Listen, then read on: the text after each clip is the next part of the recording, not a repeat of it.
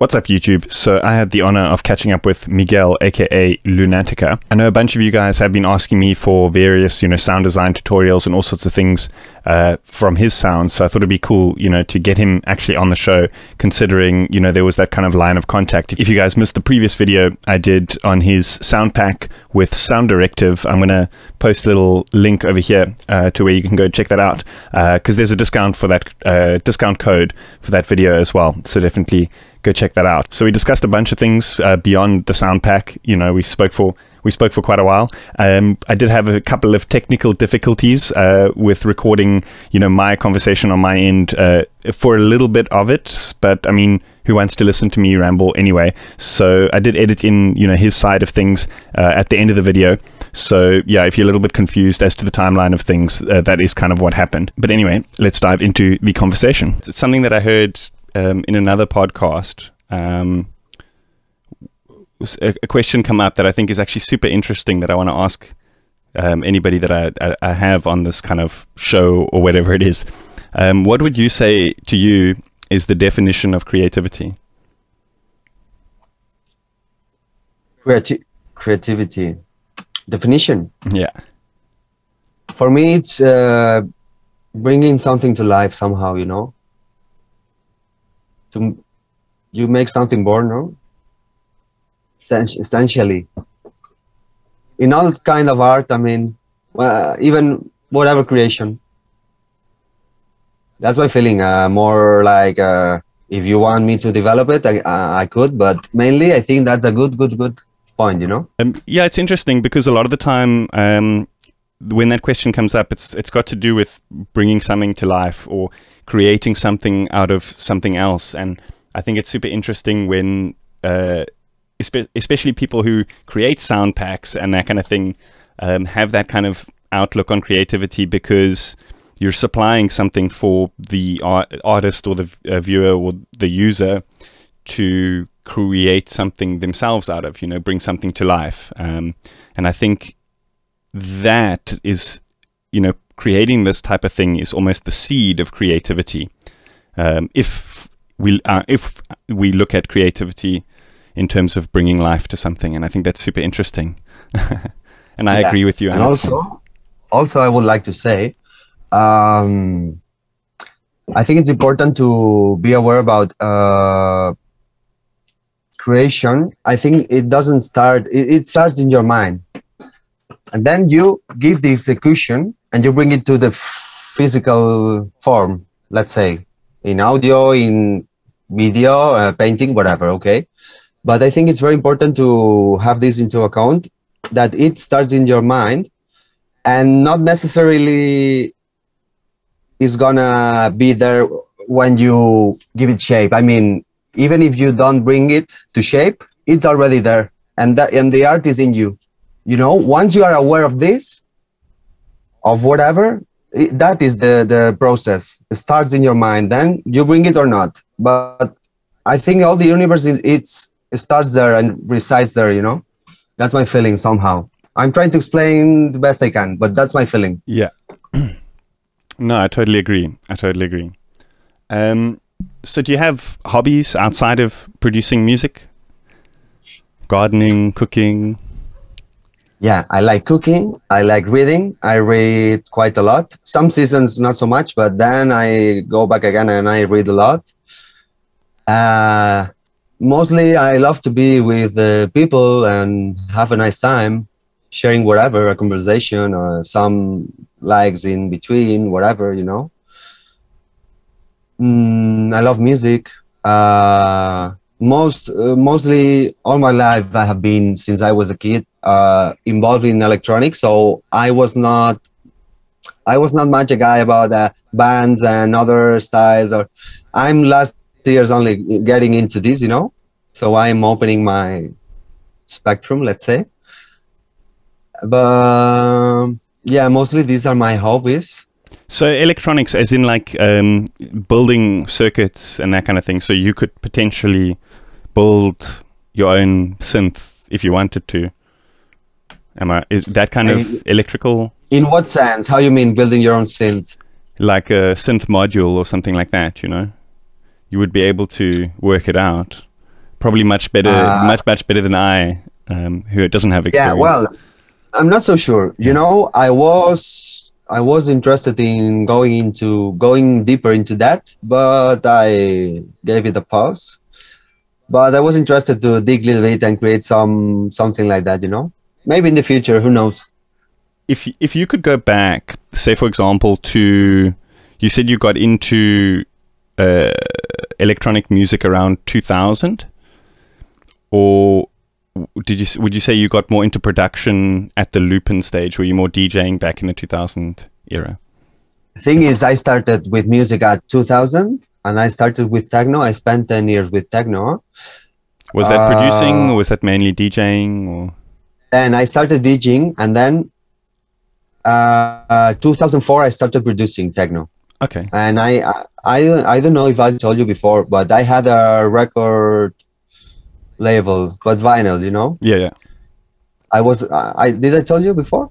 You said you were you owned a record store. I told you I had a shop. Yes. Yeah, I told you I had my music shop selling records, vinyl, CDs, equipment, speakers, mixer, whatever. But also I opened in 2004 to 2005. I opened a vinyl record label. Okay. It was a techno one. So yeah, I mean, I passed through the vinyl era a little bit, maybe the ending, but still I was playing 10 years with vinyl, so it's something. But then it decreased, you know. Then I started producing when the vinyl decreased, and I started producing 2004, 2005. And since then I kept away, you know. If you could go back now to 2004, 2005, your first steps in music production, what would you know, if you had a time machine and you could go back to that moment where you were first discovering Ableton or Cubase or whatever it is that you use, what would be the one thing that you would tell yourself? You know, I don't know if it's the response you are looking for, but you know, many times I tell to myself like, oh shit, if I would know this before, you know, I spent so many time. So one of the things, I mean, I had to learn by myself so much. I missed a little bit in my way some more company because I had to learn so much by my own. And then when I already knew many things, then I got together with other people, and yeah, I learned a lot, much more. But there were many, many years that I had to learn by myself. And then linking it to what I said before to you, nowadays it's full of knowledge, brother. It's so full of knowledge everywhere in the net. You know, you are a YouTuber. We had no YouTubers before. We had not this kind of content creating all the time, making rich all the scene with all this knowledge. You know, we didn't have that. That would have been in 2004 something that I would love to have. You know, yeah. So would you say you would go back and say, tell yourself to maybe kickstart something like that so that you could empower others? You know, maybe do a bank campaign? I would try to get involved, to get surrounded. I would try to get surrounded more, you know, by people, you know, and make me aware of that knowledge, you know? Yeah. No, I agree. And I think it's a weird thing because also like, you know, for so many years, I kind of sat in my studio and didn't really do much looking outside, then trying to discover everything for myself. But only once I started putting things online and then looking back and saying like, okay, how much have I improved and that kind of thing, and getting sort of feedback from others, and say, for example, creating a video on a technique, and then somebody would say, oh, but there's an easier way to do this in the comments or something, and then I learn. And you know, even that whole process, connecting with others has been such a kind of important milestone, I think. And I wish, yeah, to me, probably the one thing I would have said is, you know, if I told myself going back, is to be more open to what other people are saying, you know, because a lot of the time I would just say, okay, no, let me figure it out. I think it's a similar thing, you know. About this, I understand you a lot because it happened to me a lot, so much, and I think we are not the only ones. Yeah, that's funny. It happened to me many times, but it's good because then it's important that you realize. If you don't realize about things, you have no choice to go deep into whatever. Realizing is the first step to the next things, you know. So yeah, that brings me to my next point. Which DAW do you use? Did you always use it? I mean, did you start on a different one back then? How is software life for you in production? Yeah, I started 2004, messing up a little bit with Fruity Loops, you know. Then I moved to Reason. I tried Cubase as well. Let's say after some months, 1 year trying, I got a keyboard, and it was coming with the Ableton 4 Lite.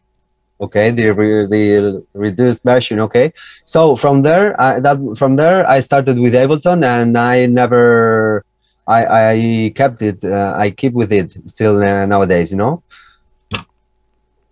I'm very happy with Ableton. Actually, you know, it's so many experience. I have so many hours in my bag with it that I kind of fly. You know, with it like natural. You know, like breathing. No, when you do something for so long that it's already becoming something unconscious on you, like driving, and you are thinking in whatever, and you're driving, and you go from house to work, and I'm here. Okay, I didn't realize I was thinking in many things. You know, that's what I mean. Huh? Yeah, I totally agree. It's also one of the reasons why I've probably stuck with Cubase so long. It's just because it's the one that I used first. You know, and you say Ableton 4. That was a long time ago.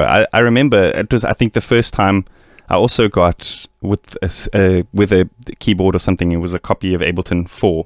Everything was just gray and green, but it was so basic then, and I'd already kind of built this knowledge of Cubase that I kind of just ignored it at that point. But I feel if I had started getting into Ableton at that point, I'd probably still be using it today. It's the question I get asked the most, and probably every time I stream or every time I put up a video is why do you use Cubase? It's like, I don't know. Look, brother, I think that it doesn't matter the DAW you use. What is important is that you achieve what you want to achieve. No matter the way, no matter the DAW, no matter even the technical rules.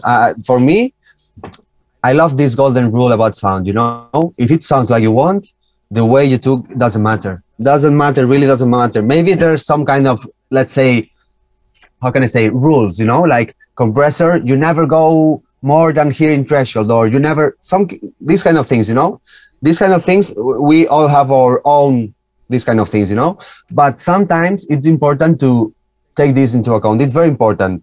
Don't go too crazy. Don't break your head too much. If it sounds like you want, don't give a shit about if technically looks not like okay. If it sounds like you want, you got it, you know, you got it. That's important. I agree 100%. So do you have any favorite plugins? Obviously apart from Anna 2, that you did the sound pack in. Yeah, I have. Well, I can tell you, for example, which ones I use more. About synth. Maybe synths or effects as well. That would be cool. For example, about synth, right now, what I mostly use is Anna 2, Zebra 2. I'm quite good with it. I have many good stuff. Actually, I'm preparing a new bank on it. Next month, I think, before summer, maybe something like that, it's going to come out. So, Anna 2, Zebra 2, Spire. These, I'm using them quite a lot. Then, I have some others which I tend to use, like for example, Omnisphere. Then I have some scenes I know are really good in some specific things I like. For example, I can give you this example. Do you know Babylon? Babylon? Yeah, Babylon is one VST. It was free. It's not anymore. It's a synth. With this synth, I'm creating very cool FM kind of sounds, you know? It's very good for that type of sound. At least to my taste, I achieve really nice things, you know? And so this is just one example. Like I have some little synth that I know it's really good to my taste for this application, for this execution, wherever, you know.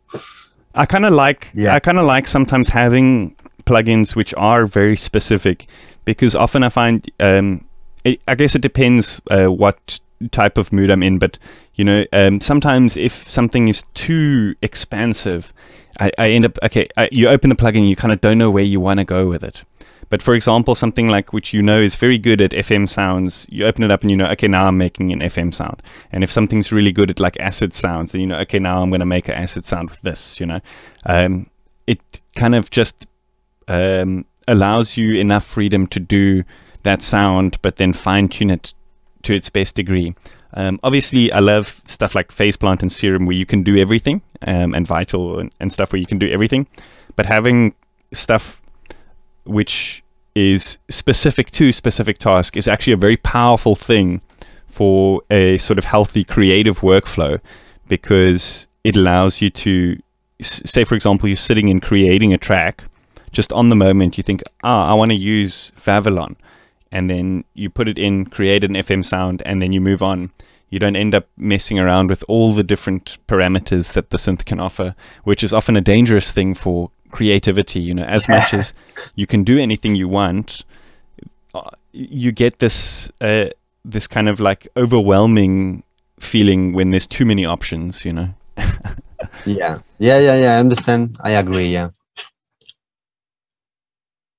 And effects plugins? Then about effects, Pro Q3, I use it, but listen, I don't use it. I use it, to be honest, only in low info elements. So let's say mostly kick and bass, you know, mostly kick and bass. About linear phase. I work the low information elements, mostly kick and bass, with Pro Q3 in linear phase, and that's it. Then I have to say, I love Ableton devices, EQA, the delays, whatever, but from Ableton. I use that a lot. Then about VSTs, Pro Q3, about effects, Pro Q3. It's one of the most used.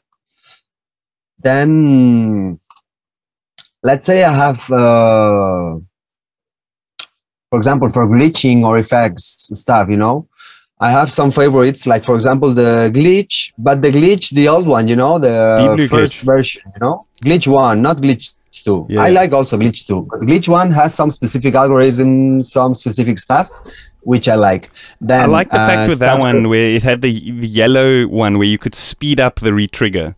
That was my favorite thing. Just give me a sec. Yes. My dogs are making a noise. If you don't mind, I just want to run quickly just to see. Yes. Yeah. So I was saying, I really liked in that original. I don't know if Glitch 2 had it. I never actually got Glitch 2, but the yellow module, you could actually speed up the retriggers. That was a really cool effect that I used to use all the time. One of the cool things, yeah. But I guess nowadays you could use like Ableton Beat Repeat for something like that now. There's a lot of tools that can do such simple things. Yeah. You know what? 2 weeks ago, until 2 weeks ago, I was with Ableton 8. Oh, really? I moved 2 weeks. I moved 2 weeks ago to Ableton 11. I'm gonna tell you why. Some devices in Ableton 8 are not anymore in the upper versions. Are not anymore the same. I had my own tricks in some devices to achieve some certain sounds. Not anymore working. Then I kept. I stick with Ableton 8 all this time until now. Because I couldn't resist anymore, you know, and I'm gonna need to find the proper new algorithms working the same way in Ableton 8 for certain things, you know. I think a lot of I might stand corrected, but I remember seeing when they released Ableton 11, or it could have been with Ableton 10.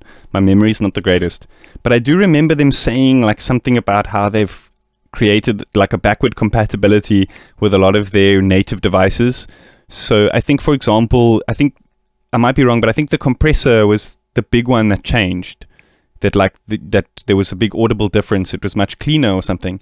But a lot of people previously were using it as a bit of a saturation unit. But now I think you can switch it to like old mode. You can click on the top and switch it to old mode, I think. But I know it is something that they have addressed. A lot of people were holding back on upgrading because of that. Yeah. So Pro Q3 about VSTs about effects that I use. Pro Q3, then the glitch about glitching effects and stuff like this. The glitch I like, the starter edit, the tantra, the looperator, all these kind of things I use. Then about the rest, let's say what is delay, reverb, this kind. I don't complicate. I like the way Ableton sounds and goes with its devices. You know, I use a lot Pro Q3, delays, compressors, all these. I use it from Ableton. Okay, then for some specific application, yeah, maybe I go to some other compressor, but I use a lot.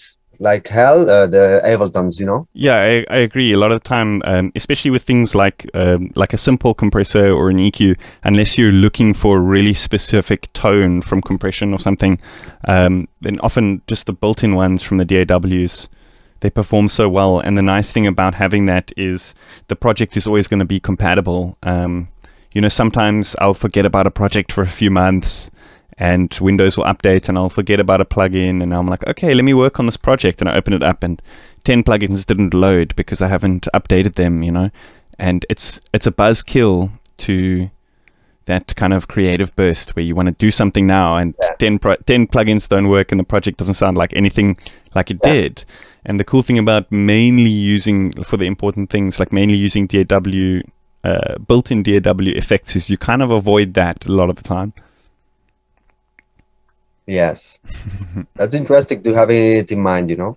Yeah, and I think also if you're doing like collaborations and that kind of thing, I know you with Ableton specifically, the collaboration culture is a lot more open. I think it's because the devices are just like you can do a lot more with the devices. So a lot of people who use Ableton end up mainly like focusing on those, because if, for example, somebody else wants to work on the project or something like that, they don't have to install a bunch of really expensive plugins just to do so. Whereas I think with or you freeze or you buy all the plugins, yeah, exactly. And I think with Cubase, a lot of the time, especially since most people who are using Cubase have been doing it since the early days when there wasn't really much built-in plugins and stuff, we've kind of got used to this, like adding all these extra plugins that we don't need.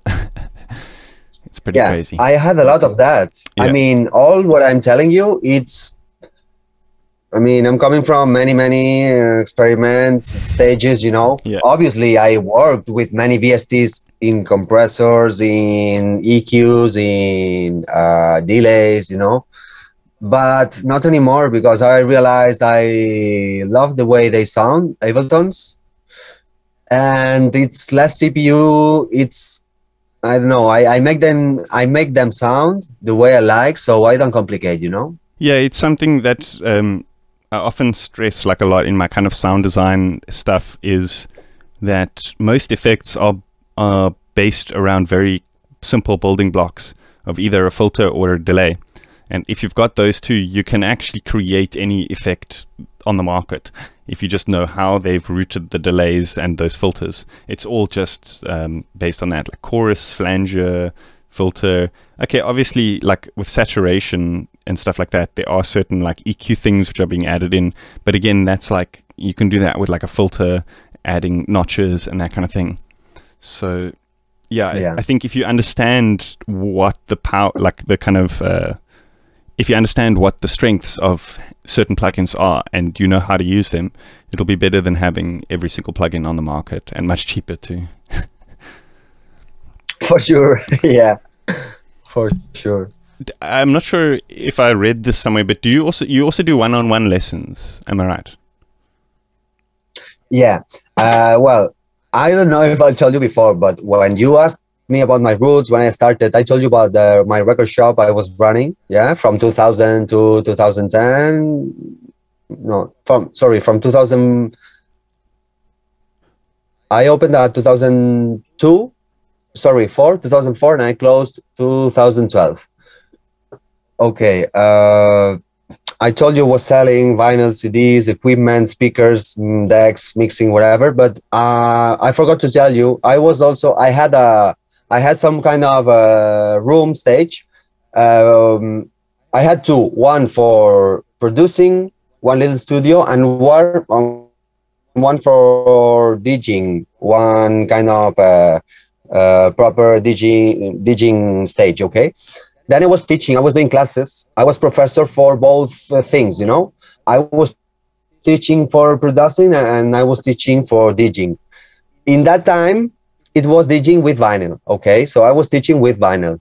Later on, I teach also with CD, okay? Some years before when vinyl started to disappear in the scene, in the circuit, you know, and some other formats were more strong, you know. So yeah, I was teaching many years ago. Then I was not doing it so much. When I closed the shop, I stopped with teaching, but I continued doing it with few close people or some stuff coming kind of random, some things like that, you know, but quite personal. And yeah, and kind of even a little bit kind of coaching, you know, more than only classes, maybe even more in a coach line also, you know? Yeah, I think it's especially nowadays when there's so much information out there that people can learn, having more of a kind of like mentorship or coach kind of like position is a lot more helpful to progressing artists, because you know, for myself, I do the Patreon thing, and I kind of also have a bit of a coaching thing going on there, where I don't do like one-on-one lessons with people, because I feel like sitting there passing on the knowledge to somebody is much less important than, for example, like actually watching them and making them accountable for their growth. Like, if they have somebody seeing like, okay, they're getting better each time, they're going to make sure that they do that. Whereas I did a lot of like one-on-one lessons in my past as well, more in person and stuff. And I often felt the people that were doing them weren't progressing. They would come and they would pay for an hour, and they would never, sometimes they would get better, but very rarely you would see very much progression. But now, where there's this case of like, I leave the artists on their own to make a track, and then I'll say, look at this element, this element, this element, maybe fix this, maybe fix that, you know, and then coming back a week later and seeing how they've improved. I feel like it's so much more powerful than me just sitting and producing and people watching over my shoulder kind of thing. Because you're putting the power in their hands, you know, and yeah, it's a little bit different, yeah. So you do the one-on-one lessons. You know, about this that you told me. For example, if I have a student that I see he's not learning, he's not getting anything, I'm not interested anymore. I mean, but I think it's not interested for him either, you know. I mean, I don't feel. For me, I think it never happened in my case with students. The people I had, they always were learning. But if I see one student which is not learning, not enjoying, I think it doesn't make sense to. You know, sometimes it's important to look for the proper person for you.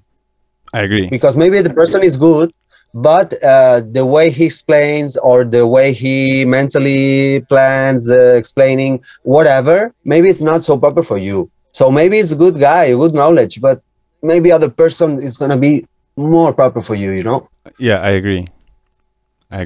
Yeah. So if one of my viewers wanted a one-on-one lesson from you, how would they contact you? Do you take emails? How does it usually work? I had many stuff. I had people coming like from close people to me. I had some of my best friends coming to me like, I want to teach me, you know. I have different cases. I had people writing me from social media, whatever, Facebook, email, Instagram, wherever. asking for that. The last ones, the students I have now, it's a couple of persons. It's 3. One is one of my best friends. He is now interested. I'm with him coaching. And the other 2, they came this way, like kind of writing me from the net, you know, asking me like, are you doing classes? Actually, some people is writing me, and I don't do it so much anymore. I say no many times, you know. But now with the corona, I'm a little bit back again. Not so much, as you see, because I have only right now, for example, 3 people. But yeah, now I'm a little bit back again with this kind of teaching, coaching, you know. But yeah, like you said, I think it's also important to assess, like for yourself as a teacher or a mentor or a coach, it's important to know that the student is the right one for you, and that they're not going to sit in that position where they're not going to progress, because for you as the teacher, it's going to make you bored and it's going to give you a bad experience and stuff. So I think it's this kind of, you know, as much as the student is looking for the perfect teacher, I think the teacher, it's very much a kind of like 50-50 relationship. Yeah, I think so. Yes. Yeah. Yes. So I think it's important for guys to kind of like, you know, how far along on their journey are they already? I mean, you're probably not going to take somebody who just wants to start music production today. It's going to probably have to be somebody who already knows a little bit or something like that. Or yeah, I think so. But in the end, you learn from the point you are, no? But yeah, if you come with some little bit more advanced or at least basic stuff, yeah, you're gonna have your departure maybe before, you know, somehow, you understand me a little bit. But yeah, nothing impossible. I mean, everything is possible. You can come from fully from scratch, and if you put focus, if you go serious, you can achieve many things, I guess. Yeah, I agree. So you mentioned that you've got another sound pack coming out with Zebra 2 for Zebra 2. Is it going to be also? Is it going to be with Sound Directive like your Anna 2 pack? It's going to be with Sound Directive, yeah. Cool. Yeah, it's going to be. I'm actually, I have it, let's say, kind of ready. It's going to be 100 presets. Okay. Expect a little bit my line, okay, more or less my kind of influences, like in my last bank for Anna 2, the Cyan U bank. I have 100 presets ready. I'm still, right now, I'm in the stage of, I'm working all the macros for all the presets. I'm quite advanced in the pack, okay, in the bank. I hope before summer, it's going to be ready for all the people, okay? It's going to be released, more or less, okay? Cool. I still need to get Zebra 2, so maybe that'll give me a good excuse to buy it or to start saving in the meantime. I use it a lot, brother. I use it a lot since some years ago. I have this bank new, which is going to come for Zebra 2, but I have many other presets I created. I have worked with Zebra 2 a lot. I love it. And I achieved some really Lunatica imprint sound things, you know.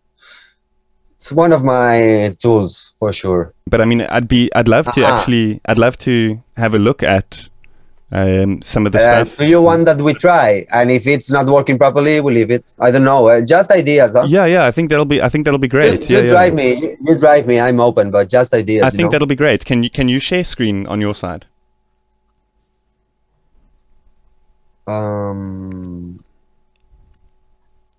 Okay, this is the bank.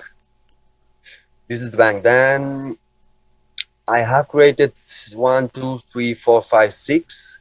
You have 6 bass. I created, as you see in the name, everyone is suggested because it's tuned and worked to the note on the preset. Obviously, you can take it to other notes, but I suggest this, okay? You understand me now, what I mean? Yes. So it's like designed for that specific note. That's pretty cool. Yeah. Then I have, then we have 18 effects. Then we have leads. We have 20 leads. Then we have pads, 8 pads. Then we have ARPs. We have 40 ARPs, if I'm not wrong, yeah. and then you have 8 more Atmos. That's the 100 presets. Yeah, that's the 100 presets. Do you want to listen some of them? Yeah. Let's hear some of the sounds. Okay.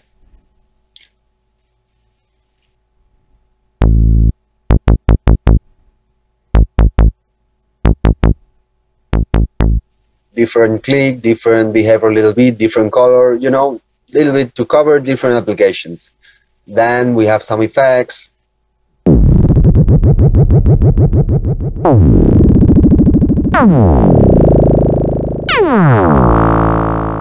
I like that one. Sounds cool with the groove on, you know. Yeah. It would be nice to like reverb to create like a nice hit for the beginning intro or something. Yeah, you have many options. Yeah. It's a little bit of a shame I'm not so fresh now with the killer ones, because obviously I work all the cool things I can in all the presets, but obviously I have some favorite ones, you know. Yeah. But I'm not clear with that. We will just make a little round. This one I like it as well.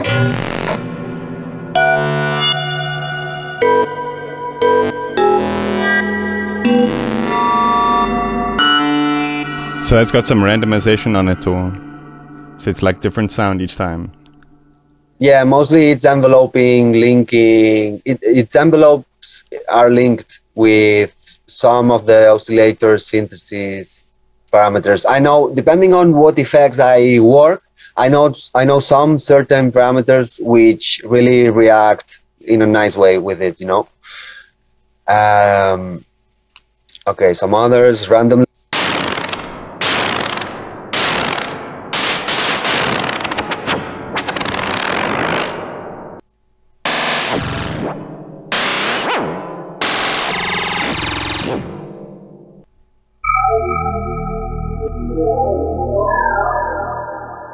Yeah, really good stuff.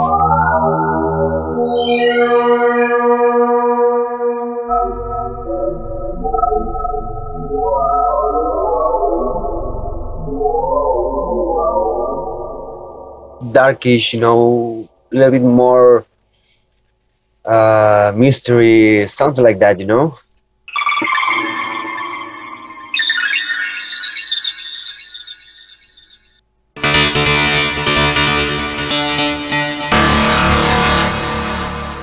It's a cool one for starting. I liked this one for opening the leads category, you know.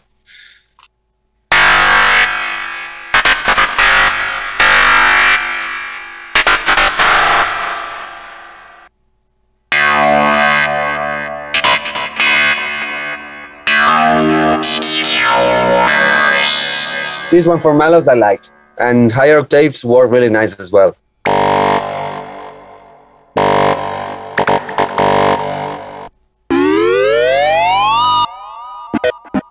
Yeah, this, if you hold it, you would say, this is an effects, but the application, the execution, the proper execution, at least the execution I planned for this one, is rapid shotting, you know? Then you get this. Oh, that's a nice one, I like that. You get me, huh? More this kind of, yeah, more this kind. Yeah.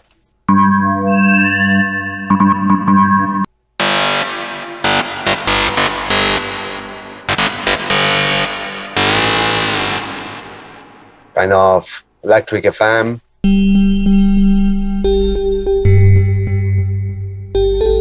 Yeah, that sounds cool, yeah. For melodic is cool as well, this one.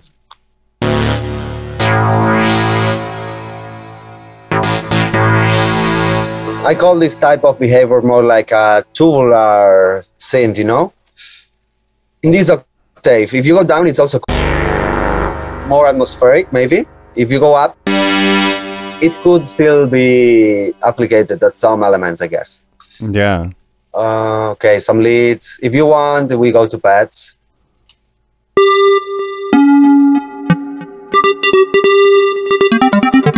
Yeah. This one is another one similar to the other one I told you, for rapid shooting, you know? Random kind of behavior. Then some pads.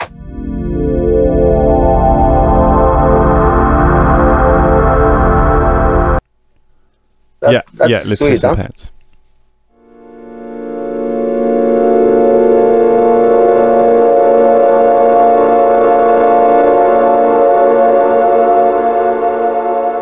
This is more gloomy. I like a lot that kind of connotations. I love.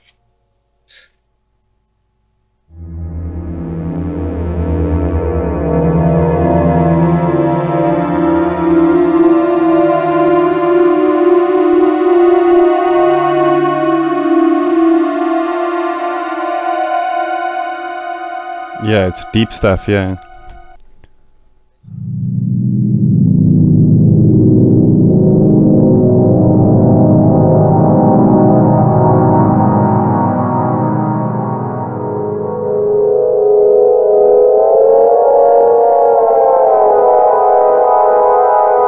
Some more pads.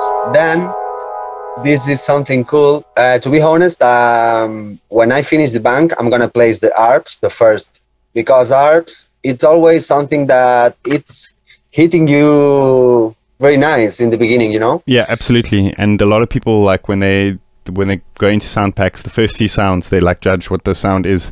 Having something as complete as like an ARP or sequence or something first in the pack does help. Yeah, you know, at least I have that feeling. If you start the bank and the first preset is, I don't know, an Atmo, yeah, it's not bad. But maybe it's not the same that starting with, I don't know, some cool ARP, you know?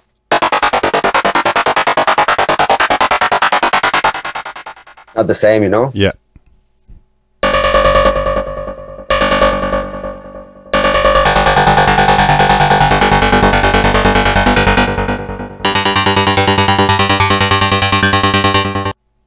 Okay, some ARPs. Let's see some ARPs. That's good stuff.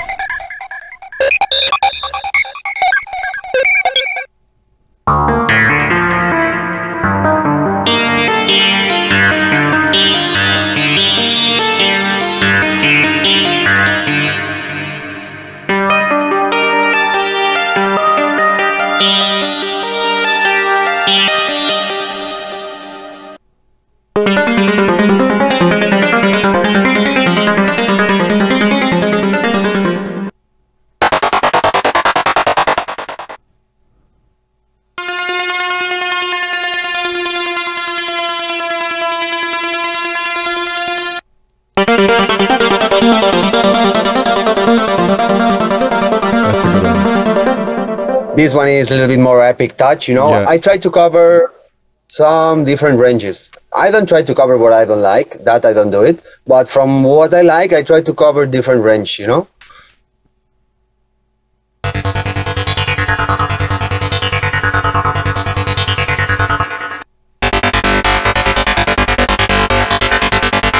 Very cool ARPs here. Yeah. Very, very, very useful stuff. Really useful elements, Yeah, you know? I like this a lot. I can't wait to get my hands on this pack. This one is some kind of noisy element, you know, with ARP concept, you know, on it, and some envelope, some stuff to make it more rich.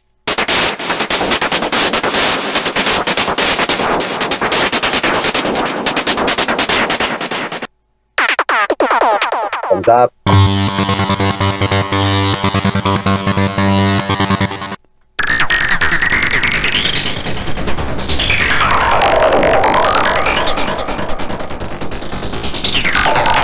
This one I love it. That's cool. Yeah, that's nice and squelchy. You see a little bit. You see a little bit.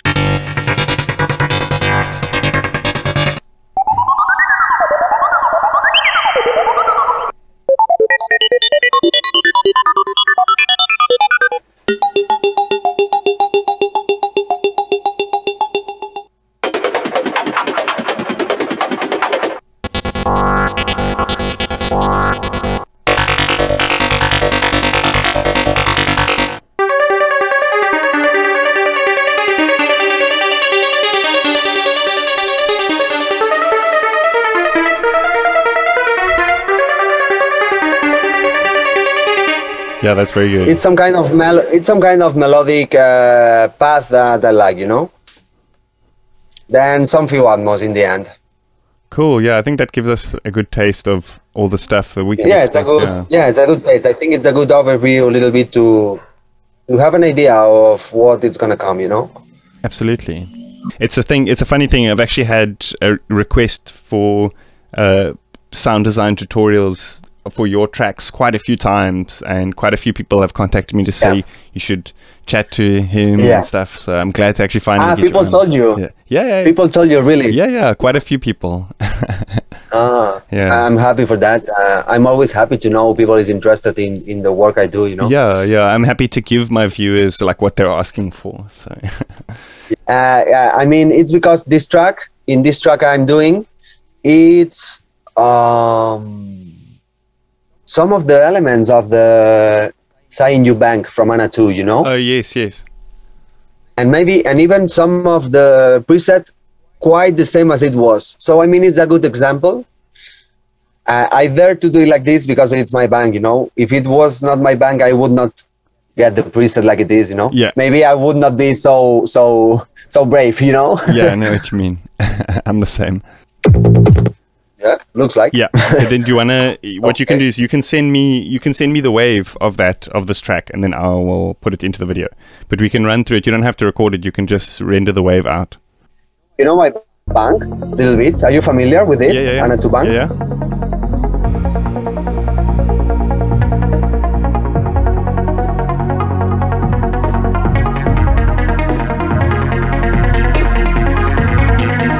Yes, I recognize that. It's preset number 4 or 5. It's the way it is. I have it here the way it is in the bank. Okay.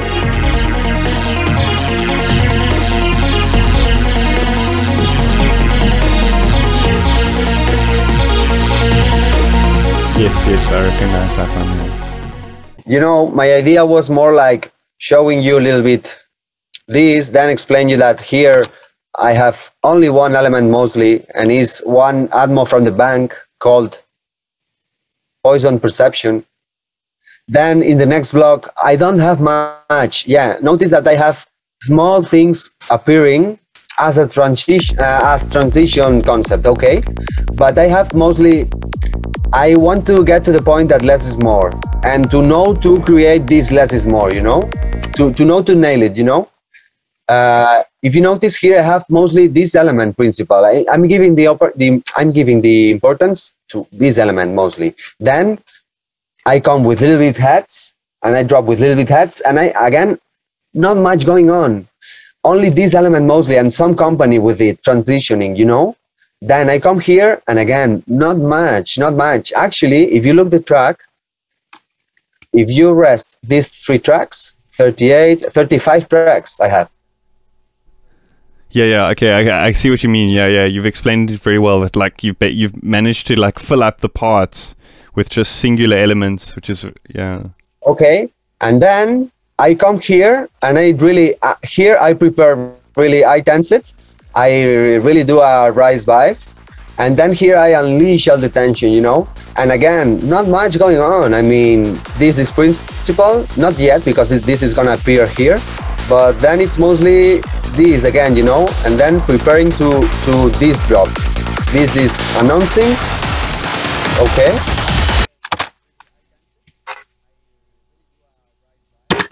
And here is dropping, so it goes from this to this.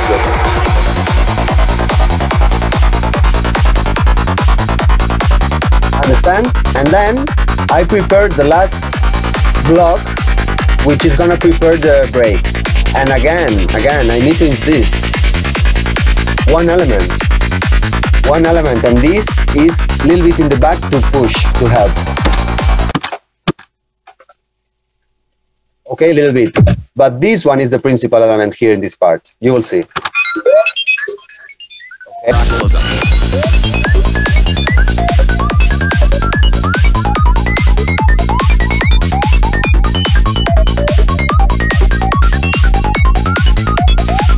Yeah, I think that'll be cool. I think that's very good to see. Also, people to see what's happening in your project and how organized it is a good thing.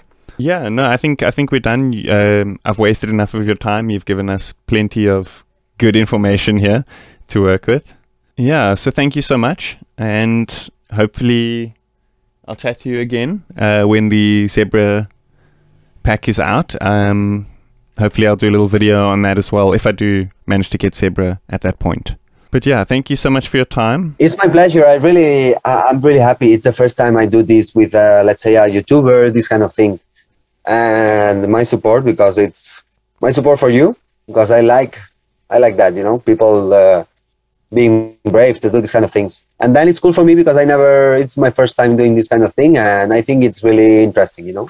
So thanks, brother. No worries. Yeah, hopefully chat to you soon. Have a good day further. Okay, so we stay in touch. You let me know whatever, okay? Yeah, I'll chat to you soon. Cheers, hey. I come from something else in my back. I mean, I was, before Lunatica started 5 years ago, I was with my looping project that it was started 2009, more or less, okay?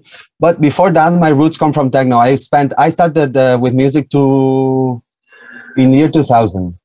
So then I started with music, okay? I spent 10 years with techno until 2009, 2010. I was involved. I had a record shop, vinyls. I was selling vinyls, CDs, equipment, speakers, decks, mixing, whatever, okay? So I spent 10 years with techno, and then I moved. 2008 I started to move, but more seriously I started 2009. That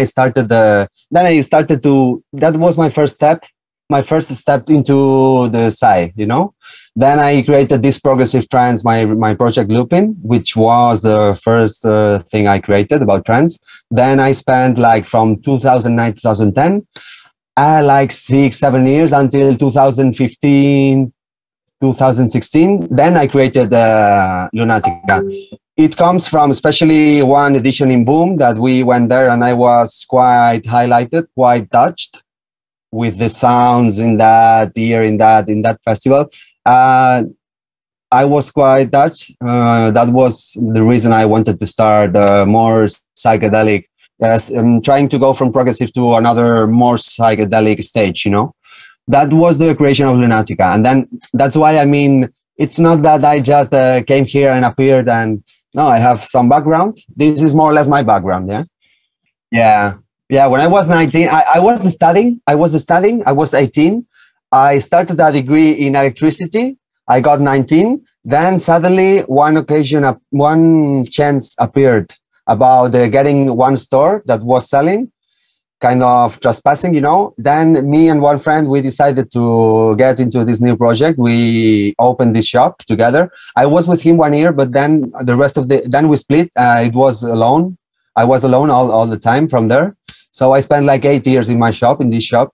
Yeah, so I got involved in not only in music and market, I mean also market, not only about music and production and technical issues and artistic stuff, you know, also the market, all these things. So I got quite a bigger perspective, you know. It's cool. That is interesting, yeah. It was in my city. I'm living in Lleida. I live 1 hour from Barcelona. It's a smaller city. You know, Barcelona is quite big.